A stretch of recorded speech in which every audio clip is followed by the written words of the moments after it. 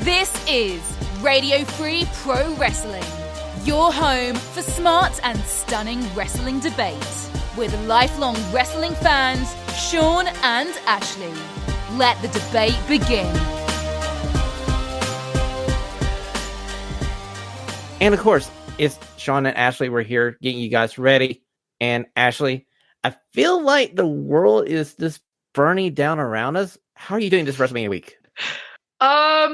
It was pretty crazy because when I was at work today, I was kind of catching up on some shows, and I watched like the CMLL show from just this past weekend, and then I watched Ring of Honor, and then I came out and saw everybody talking about like the CM Punk interview and all of this stuff. So kind of a 180 there. Yeah, quite a bit of stuff going on. I don't want to be too over dramatic, but we're gonna have to address some of this stuff today. I got about 90% away through this interview. I feel like we need to just realize that this is CM Punk's truth. And like always, we've been saying, there's three truths. There's CM Punk's truth, there's the other people's truth, and somewhere in the middle is the actual truth. But I would highly suggest you to go watch Ariel Helwani's MMA hour from today. There's a lot of stuff in it, and a lot of stuff we've been talking about for the last 9 months. Yeah. And I mean, like, I would say some stuff is kind of common criticism stuff that I like, even like you and myself have said about Tony Khan and AEW itself. Some of it is kind of his narrative on things. I don't know how much like pushback there was in the questioning. I still haven't seen like the full interview. But I mean, at least he's finally getting to kind of address it at all. Like, he hasn't really spoken too much about it without it being kind of like a veiled shot at something. Very true, Ashley. We'll give you guys a more in detailed feedback about the interview probably Wednesday when we do our WrestleMania preview. But right now we're heading over to the Control Center to catch you up on the week in professional wrestling news.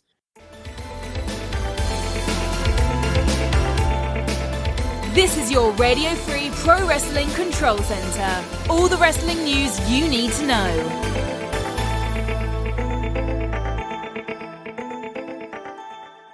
And Ashley, my first story for you this week. The Andre the Giant Battle Royal is not going to be on WrestleMania night 1 or 2. It's back in its traditional spot, the Friday SmackDown before WrestleMania. And we got Chad Gable in this one, Shinsuke Nakamura, along with a few other people who should be on the WrestleMania card. Yeah, kind of an interesting choice. I mean, I know it's been on the show before. It's been on like the pre-show before, so I know it's kind of had its spot kind of like moved around.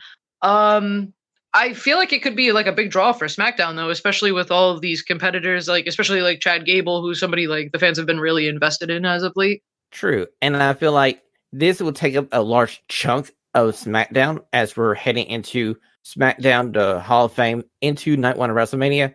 This would take maybe the first hour of SmackDown away. Then they have a couple more matches on that night, like Solo Sikoa versus Jey Uso, before we get into WrestleMania proper. Yeah, I mean, I know they have obviously like the biggest show coming up, but I feel like it's like kind of a good idea too to not hang on to all the big matches for that show, to also, you know, like to beef up these shows around it too, to kind of bring in as many people as possible for WrestleMania. Very true.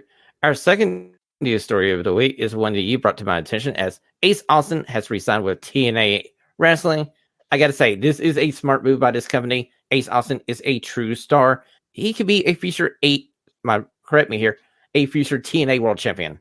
Yeah, no, I sent this because we kind of saw how hot TNA was getting toward the end of last year, and they seemed on a roll, and then it seemed to all fall apart right with the new year.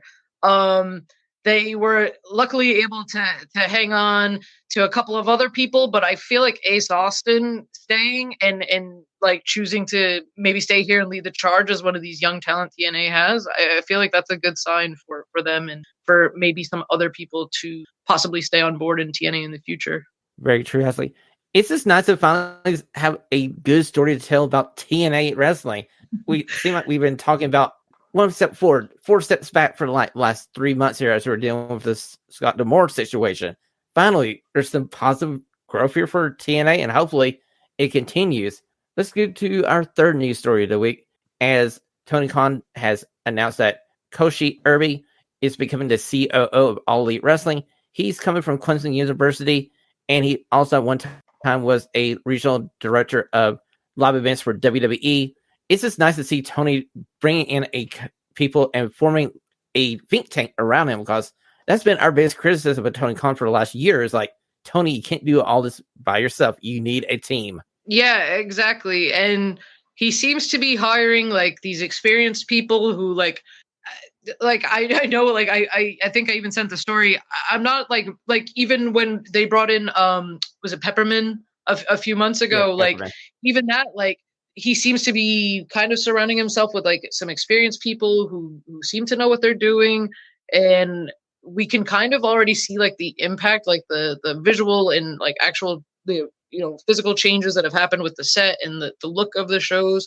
So hopefully they can continue to help transform, kind of like what we've been talking about with the lack of structure, seemingly so much with AEW. Hopefully bringing in these people can help form that structure. Yes. So my fourth news story of the week, we don't know if Cody's going to finish the story, but he's going to sign with WWE for a couple more years. Now, originally, Cody was floating the idea of retiring around the age of 40, which would be mid-2025. He's signing a multi-year extension to his contract, so it looks like he's thinking about wrestling into his mid-40s now, which I'm perfectly happy with. More Cody, more wrestling, yes. And fingers crossed, he fits the story. I'd say he'd have to kind of... I feel like they got to put the belt on him, and they kind of got to make up for like now not like kind of not pulling the trigger on him. I feel like now we got to give him like a nice long reign, and like it totally makes sense that he would stay with them after like this whole storyline and being involved in this high tier stuff as he has since he's rejoined WWE. Okay, you say long title reign. So Ashley, I'm gonna put you on the spot here. How many days is that long title reign? How many days do you think Cody will keep the title? I don't know, because like I don't know if you genuinely go from like 4 years. I don't even know how long it's been now for Roman. It's been since 2020. Okay, at my last remembrance of it is over 1,300 days. Yeah, like wow. Okay, so now personally, I don't think Cody will have that long with a title reign. But I'm with you. I feel like Cody needs to hold it through the end of 2024. Then we get to Royal Rumble. We'll find him a challenger, and then we'll go from there. Okay. Yeah, at least find him like a decent contender or somebody. Put him in like even if you have like a long-term storyline, a la Cody versus the Bloodline like this, you could have Cody kind of carry a feud with somebody for a long time to kind of repay and bring somebody up to their level now. You can put Cody with Sokola. You can put Cody with Jimmy. There's a few feuds there. Oh, by the way, this guy, Dwayne, I think he's The Rock. I kind of like to see that as a feud for SummerSlam, maybe. I don't know. I think even that, I would do that, but I would do that if they do that. I would do that like sooner rather than later. Honestly, I feel like it should be the SummerSlam main event is Cody versus Rock for the title.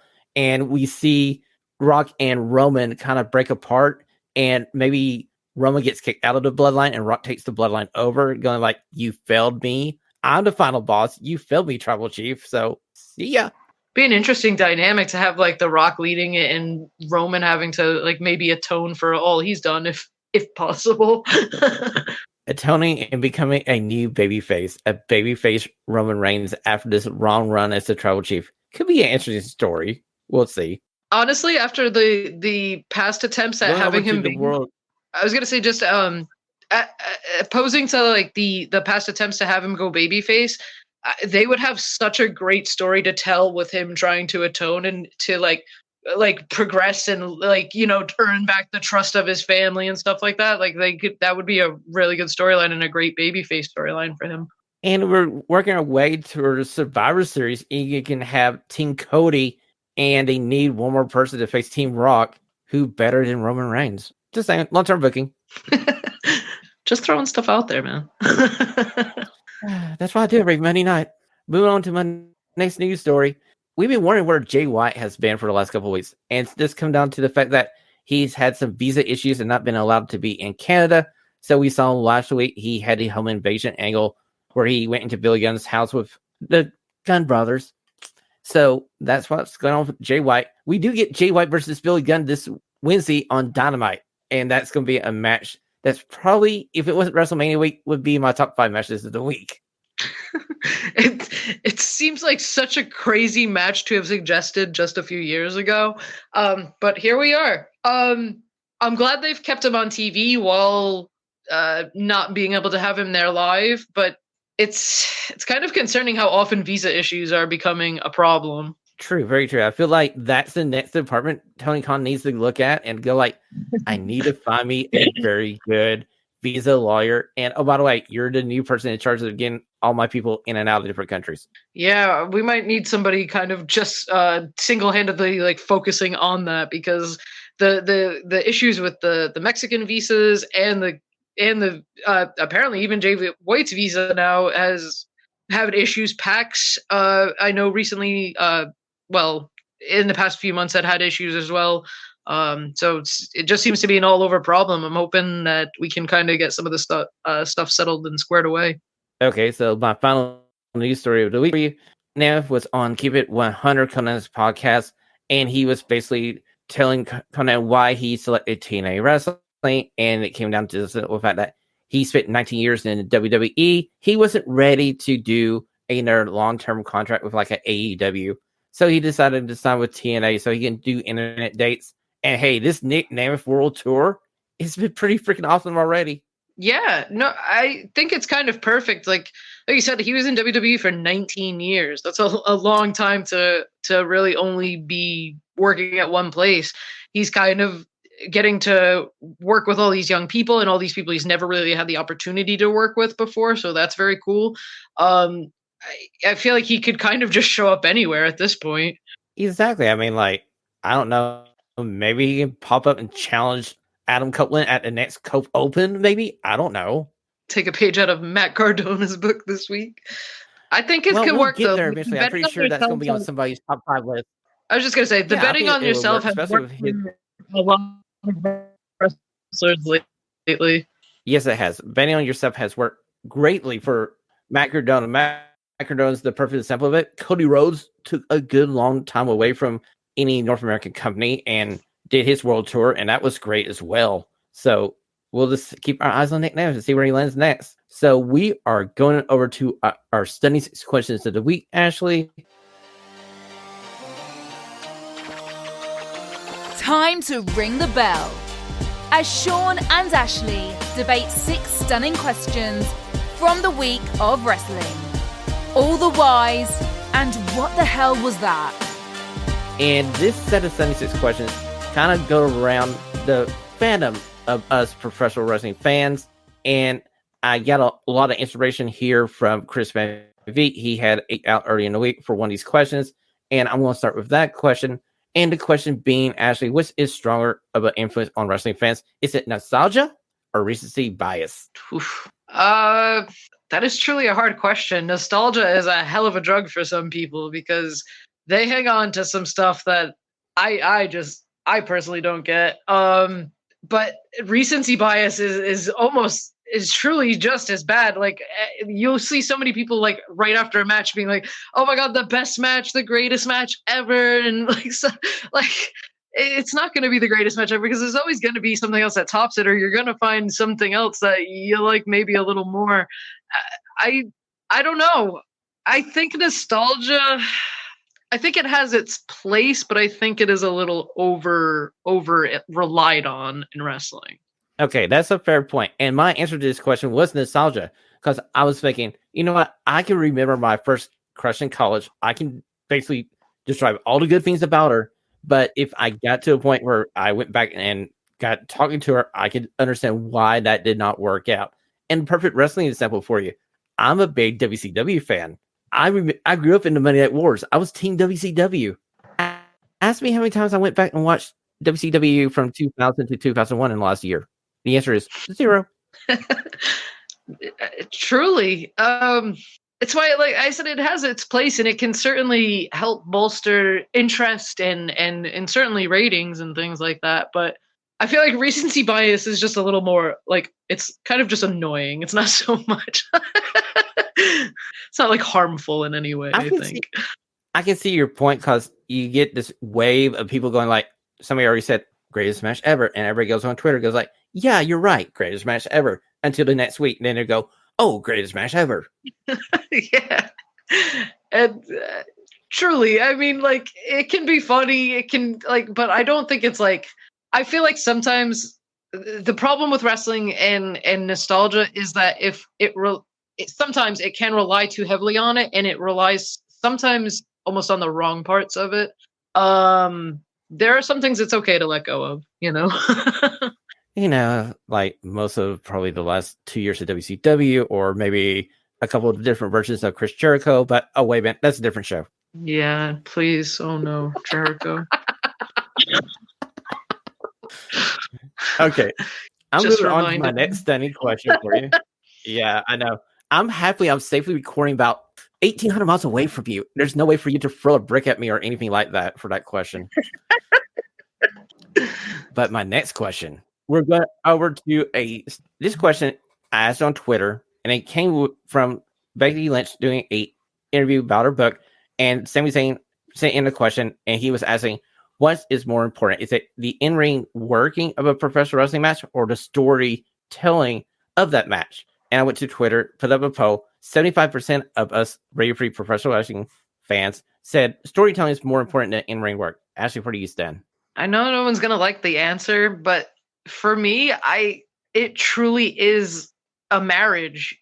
For me, you need both. If the storytelling is excellent, but the match doesn't deliver, for me personally, it's going to detract from everything that came before it. So even if you have this great storyline, but it culminates in this really awful match that's terrible, I'm as likely to forget that storyline as I am that awful match. If a match has no build-up and it's a great match, I'll remember it. And if a story is great and at least has like a decent match, I'll remember everything. I don't know, like my brain filters out like the things I'm like, oh my God, like I truly hated that. Like I tend to like brush it off and try to forget about it. But I feel like it's almost like storytelling without the wrestling is going to be pointless, but also vice versa, Okay, see, I'm with you. I feel like there's a happy medium in this center here. And I'm going to give you a sample here. The greatest storyline in WCW history was Sting coming down from the rafters to save WCW. It was like a year and a half build of Sting sitting up in the rafters, the NWO running roughshod over WCW, Sting coming down every now and then, beat up the NWO, rinse and repeat, and we get to Starrcade 1997. How many people here are going to raise your hand and say like Hogan versus Sting at Starrcade 97 was one of the best matches ever? Nope, not anybody. But like you said, still, and I'm a Sting one fan. of the most talked about things in WCW's history is that storyline and the whole Sting, character. Actually, the reason why we talk about it now is because of what could have been. If they got the Sting thing freaking right, it could have led to maybe WCW still being business. Or that might be just me being crazy. No, I feel like I feel like people try to divide it so much, but like it's intertwined. Like there has to be some sort of like backbone and connectivity, but there also you can make connections and you can build a story from a match. And there are some fans that are just unwilling to like accept that as well, which is like truly awful because that's kind of like the pure competition type of storyline. And those can work just as well if you're willing to, be open to them. It's really the difference if you boil it down to it's stage magic versus up close magic. In ring work, it's like up close magic. It's like pick a card, any card, that kind of up close magic where the person doesn't have that room to make that many mistakes. Because if they have a bad match inside the ring, it's never going to save it. You can have a so-so storyline. If the match rocks, people are going to remember the match, not the storyline. I agree.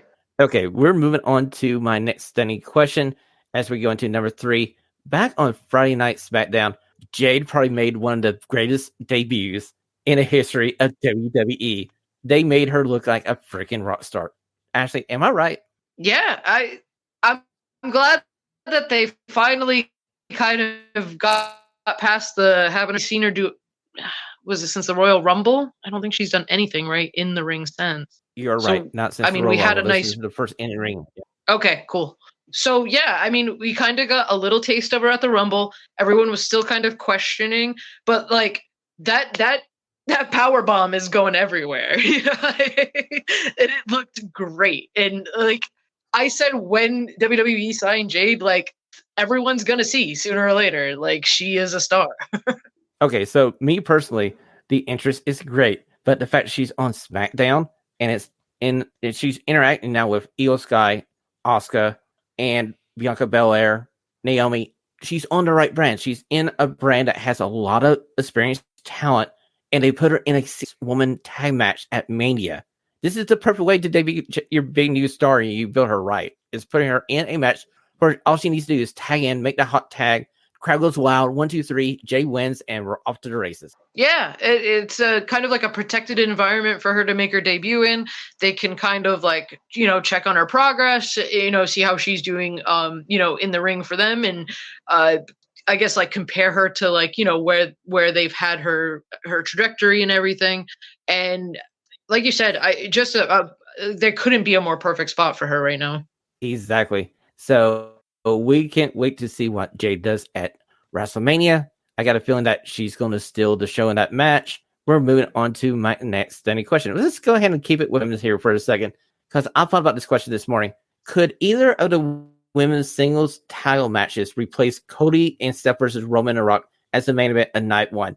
If you remember last week, we were talking with Kimmy, and Kimmy was saying like how Bayley was getting screwed out of her main event.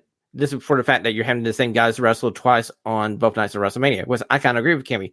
I feel like one of these two matches could be the main event night one. I absolutely agree with that too. I guess I have that like kind of like old school thought where I do genuinely like the world championship being the main event, kind of despite most things. I mean, I feel like the Sting situation, like retirement situations, are maybe like an exception that I would make. But like I do think like, especially if you're having Roman and Cody main event the very next night, have that be like the semi-main event, that tag match be the semi-main event the night before, and have the women close out the show. If you're gonna have that world title on there's no reason it shouldn't close out the show. I really feel like Io Sky versus Bayley could main event night one, and I feel like the fans would be okay with it. The fans would lift it up from that tag match if you ran it back to back, or if you were smart, you would put a filler match right there before you get to the Io Sky and Bayley match, let the fans come down, then they can get back up for this match to end the night, and you send everybody probably home happy with a Bayley victory, and Bayley gets her main event. Yeah, I think that's a storyline that the fans were, I mean, just as invested in, and I feel like it's almost harder to do that for the women, like sometimes booking, sometimes talent, it'll depend. But that storyline was carrying for a long time, and I feel like it should be rewarded properly and given that spot.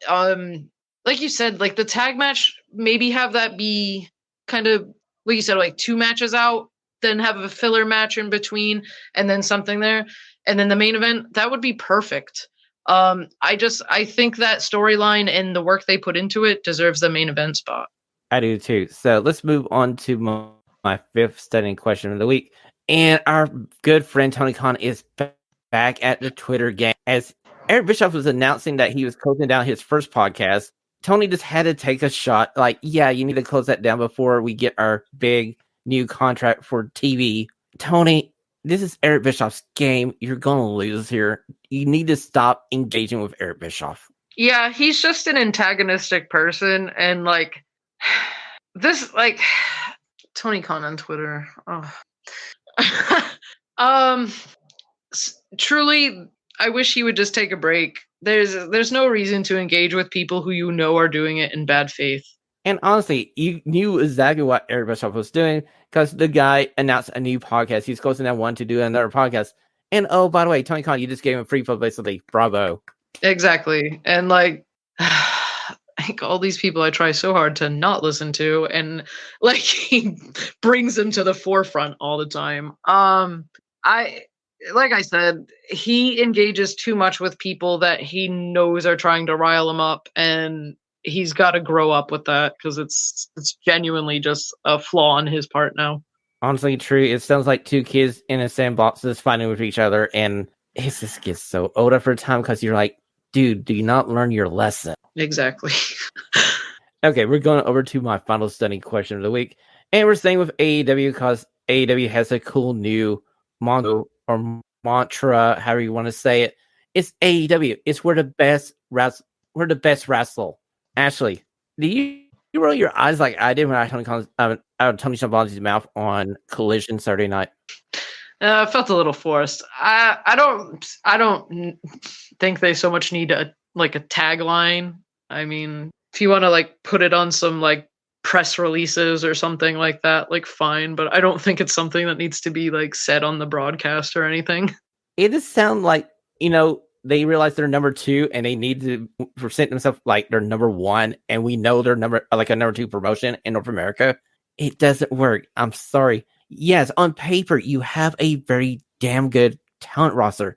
You may have a talent roster that is better than the number 1 company in WWE, but in the perception of all of the public, WWE is what people think of when you say professional wrestling. I mean, like, if I walk out here in Knoxville to 10 random people and I say professional wrestling or WWE, they probably don't know professional wrestling, but if I say WWE, they go, oh yeah, I know WWE. Well, yeah, I mean, been around for 60 plus years. It's like, of course, like, I mean, I get it. It's promotional, it's marketing, it's trying to get your stuff out there. But like I said, like, that's for press releases. That's for, those kinds of things. I don't think it needs to be Tony Schiavone saying it on the broadcast. I feel like that's forced and that feels weird.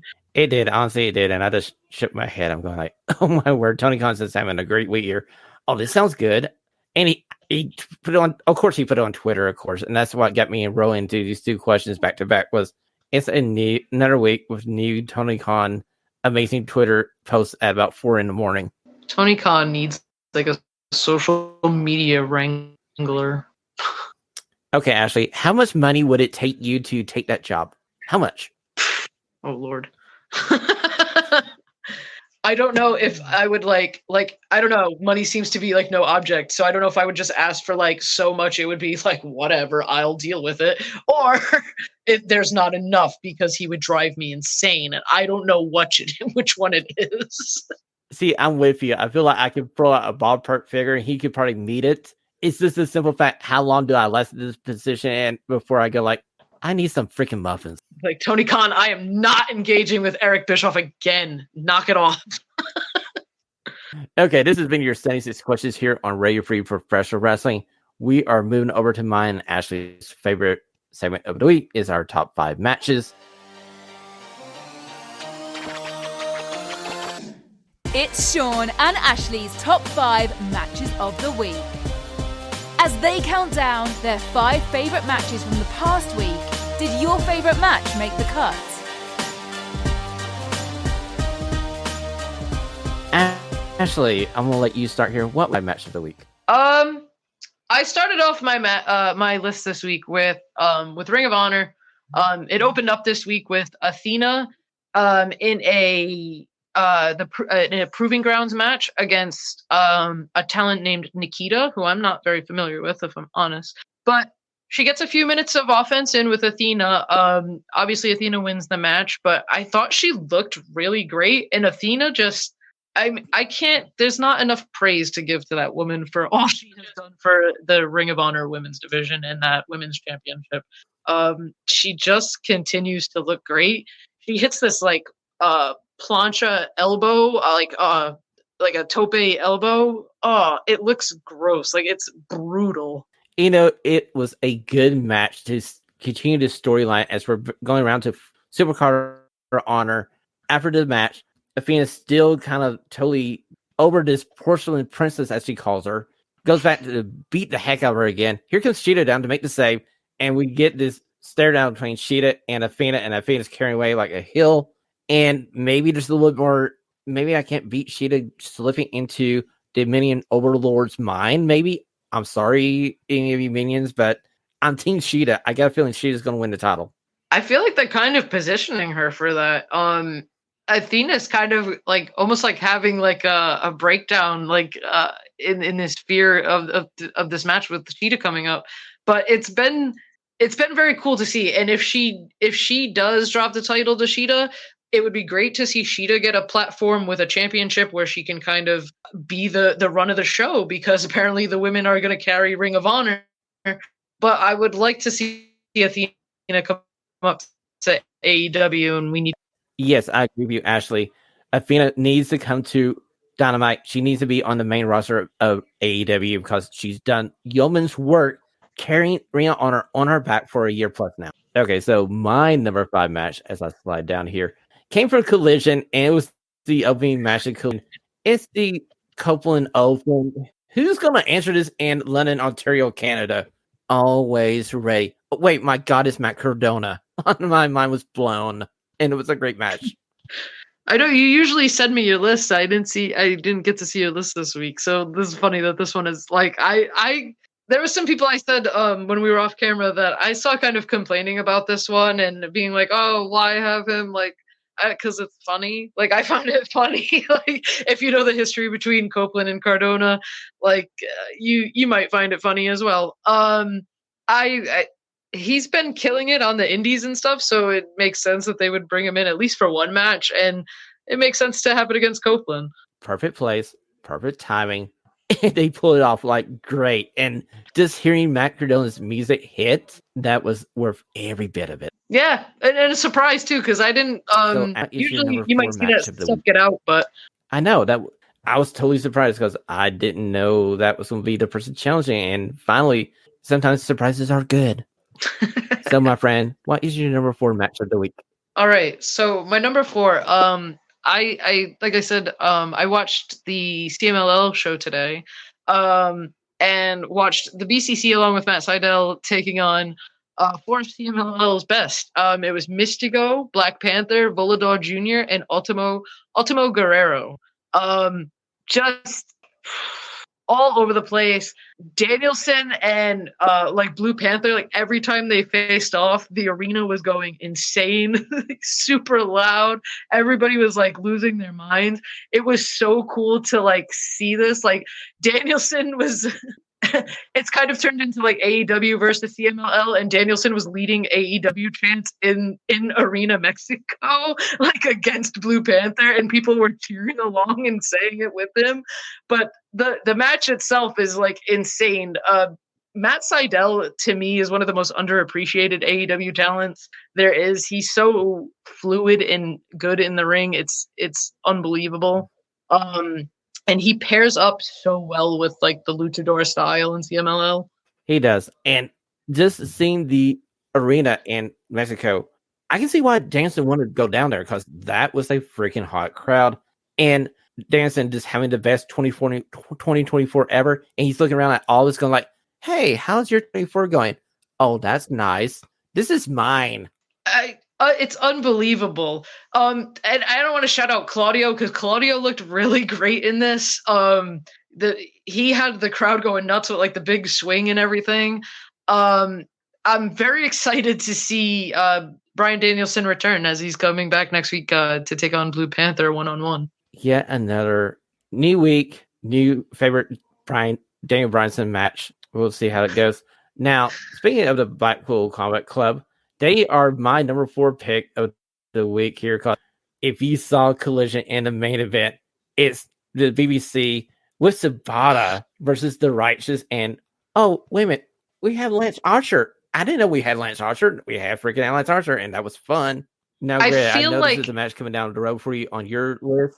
I just want to say, because like, I'm glad they found it seems like a spot for Lance Archer, because he's been teaming up with the Righteous more often lately. And if they're just getting, doing away with Stu Grayson being in the group, which apparently is what they're doing, they've struggled to find a spot for Lance Archer in the past. So this seems like it's at least working for now. Yes, I'm enjoying this pairing of the Righteous with Lance Archer. And if anybody's seen a milk carton with Stu Grayson's face on it, can you tell Grayson to call us or call AEW, go like, hi, I'm still here. Can you put me on a match, please?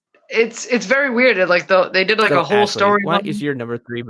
and then just did away I with know, it. because I felt like they're bringing back into the company to do something, and they basically did away with it.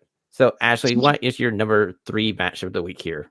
All right, so top 3 honestly could have been probably in any order this week. Just ridiculous. But I went with Konosuke Takeshita and Swerve Strickland.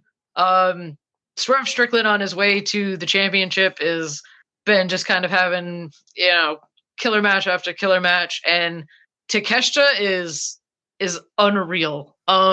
His in-ring talent is crazy, and the heel dynamic that he has, I really like. I think pairing him with Don Callis is the best for his like promos and like segments, but I like his like showings of like heel tendencies in the ring.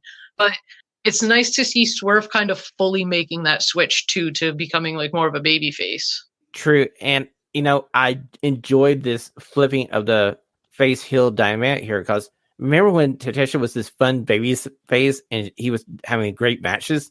I never thought he'd be such a great heel, and having Don Callis with him has turned him into one of the best freaking heels. And he's going to be a future AEW World Champion, maybe late 2024, early 2025. Maybe him versus Swerve, certainly we'll see it again for the AEW World title. I was just going to say, run that back for the championship after Swerve wins it. I'd love that. Exactly. So we're going down to my number 3 match of the week. And it's a good match, but it's more because of what happens at the end. And I'm going to the main event of SmackDown. It's Bianca Belair versus Dakota Kai. These two ladies can work a freaking good match. But it's this Damage Control beating down on the babyface. And we see Naomi come down and try and make the save. She gets beat down. And we see the debut of Jade. And we see how the WWE is going to play this card with Jade. And inside of this 8-minute segment, we saw her lay out Damage Control, look like a big monster babyface. And she looks like in better shape, if that's possible, since AEW. Her physique is like, she's like literally chiseled. It's insane. You're right, Ashley. It's like Michelangelo carved her out of marble and she just came to life. I mean, like, that's how she freaking looks. Yeah, it's crazy.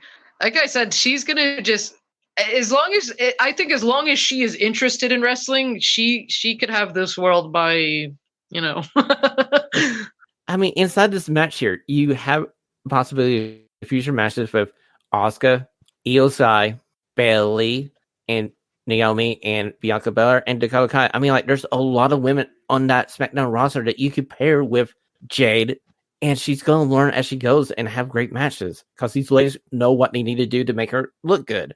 Exactly. So we are sliding it over to your number 2 match of the week. And like you said, this could be easy 1A, 1B, 1C. What is your number 2 match of the week? All right.